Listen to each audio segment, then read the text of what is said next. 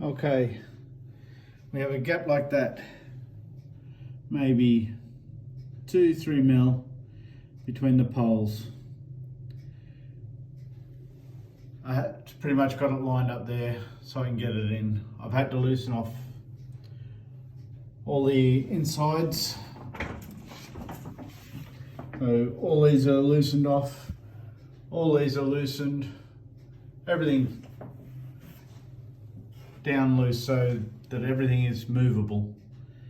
Now if I want to close that gap, which I do, because I don't really want a gap there, then I can turn this, and so there I can still get the screw in. That's tight. No gap. And no screw hole. No lock hole. So to have this so that it locks on, I can actually, even though it's slightly out, I can get a screw in there.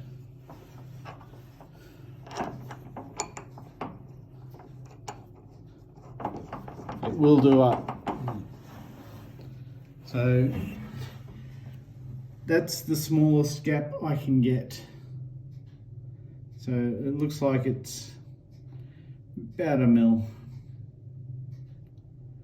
Looks like I'll get back onto TESUP and answer their question. They've basically just got poor engineering. Nothing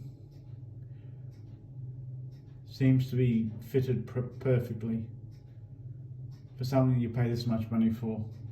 Anyway, the other thing I'm going to do is I've decided all these nuts and bolts, all these screws that are going through, except for the ones on the actual pole, the lock screws, top and bottom, and the shaft, lock the pole onto the shaft, which are grub screws. But all these others I'm going to put washers on. So it'll be a flat washer on this side, a flattener style washer, spring washer on the other side. So I'll have to go down the shop.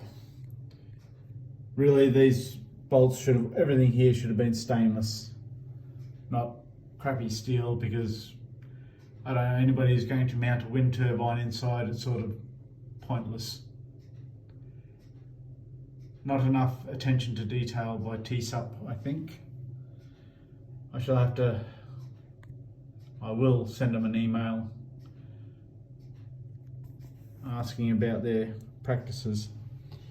I did find a nut, because I had one of these screws that a nut came off. I'd say it came off in transit. This one here, that was no big deal. Again, maybe if they had lock washers on there, some sort of washers instead of scrimping and saving on the, I don't know, maybe €1 that it would have cost to put washers on. Don't know. They could have done better. Anyway, it looks like it's back to the email and the shop for me. So until I come back with the washers and put it all together, and maybe I'll find a rubber washer to put in there to separate them, to fill that gap. I don't want a gap up on the roof. Water's going to get in there. It's just going to rust out eventually. Might take a while, but to me it's just poor engineering. Okay, thank you.